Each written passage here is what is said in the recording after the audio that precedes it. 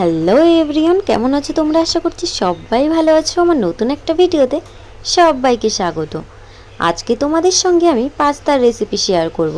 তো চলো, প্রথমে নিয়ে নিয়েছি ক্যাপসিকাম, গাজর কুচি, 3টে ডিম, আলু কুচি, লঙ্কা কুচি, ও আর হ্যাঁ, পাস্তাও নিয়ে নিয়েছিলাম, আর সাথে নিয়েছিলাম টমেটো কুচি। তো চলো, এদিকে একটা কড়াই নিয়ে নিয়েছি পরিমাণ মতন তেল, আর আলুগুলো ভালো করে ভেজে নিয়েছি। তারপরে দিয়ে দেবো টমেটোটা দেওয়ার পরে তারপরে দিয়ে দেবো ক্যাপসিকাম কুচি, তারপরে দিয়ে দেবো গাজর কুচি, তারপরে দিয়ে দেবো লঙ্কা কুচি। লঙ্কাটা তোমাদের যতটা ঝাল খেতে ইচ্ছা করে ততটাই দেবে। তারপর দিয়ে দেবো পেঁয়াজ। তারপরে একটু নাড়াচাড়া করে দেওয়ার পর সাথে দিয়ে দেবো হলুদ পরিমাণ মতন, আর লবণও পরিমাণ মতন। তারপরে 5 মিনিট ভাজার পরে দিয়ে দেবো 2-3টে ডিম ফাটিয়ে।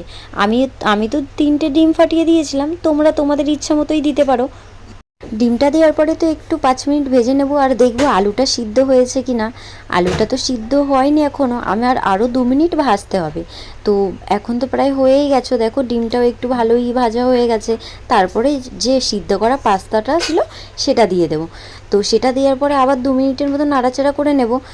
তারপরে দিয়ে দেবো ম্যাগি মশলা তোমরা চাইলে পাস্তা মশলাও দিতে পারো। আমি তো ম্যাগি মশলা দিয়েছি কারণ আমার ম্যাগি মশলার টেস্টটাই খুব ভালো লাগে।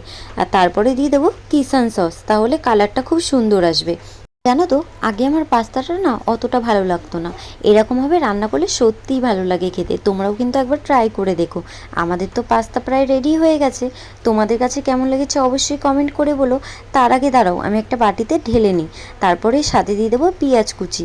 শসা গাজর তেমন কিছুই ছিল না, আর যেইটুখানি ছিল সেইটুখানি দিয়েই দিয়েছি, আর শসা তো একদমই ছিল না।